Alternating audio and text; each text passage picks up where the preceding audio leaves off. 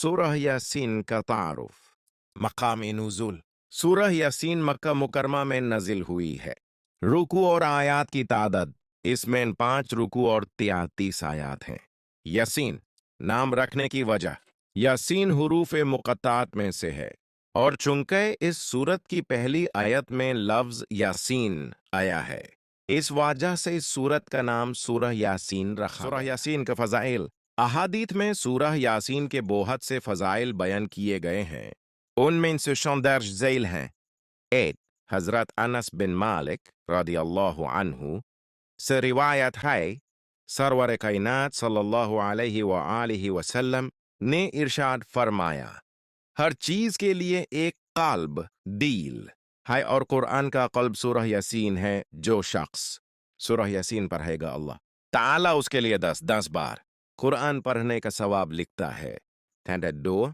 हजरत माकील बिन yes or रदियल्लाहु अन्हु से रिवायत है, रसूल अल्लाह सल्लल्लाहु अलैहि व आलिहि वसल्लम ने इरशाद फरमाया, जो अल्लाह ताला की रजा के लिए सूरह यासीन पढ़ेगा तो उसके पिछले गुनाह बख्श दिए जाएंगे। बस तुम इसे मुर्दों के पास पढ़ा। हजरत अता बिन अबी रबा रदियल्लाहु अन्हु फरमाते हैं, मुझे खबर मिली है कि हुजूर अकराम ने इरशाद फरमाया, जो दिन के शुरू में सूरह यासीन पढ़े उसकी तमाम जरूरियात पूरी हो जाएंगी।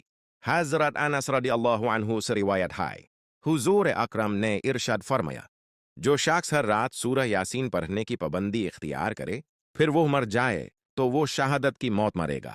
सूरह यासीन के मज़ामिन। इस सूरह का मरकाजी मजमून ये है कि इसमें कुरान पाक की अजमत, अल्लाह ताला की कुदरत और वहदनीयत, आखिरत, रसूल अकरम के मनसाब और क़यामत के दिन जिंदा किए जाने का बयान किया गया है।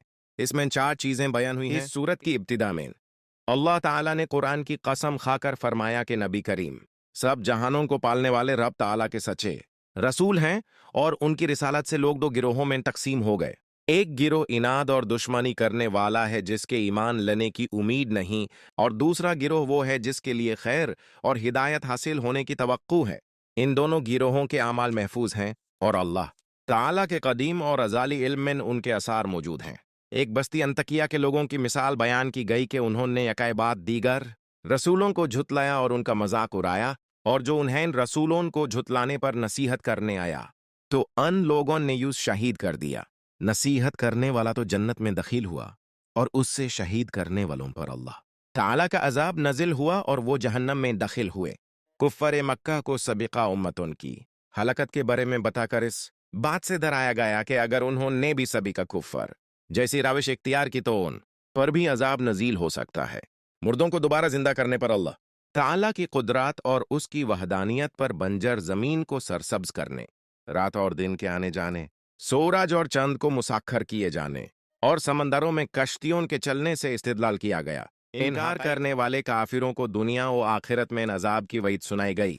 अल्लाह ताला ने अपने हबीब के शहर होने की नफी की और बताया कि वो तो कुरान के जरिए अल्लाह ताला के अजाब से डरने वाले हैं और इस बात की खबर देने वाले हैं कि लोगों को अल्लाह ताला की नेमतों पर शुक्र अदा करना चाहिए।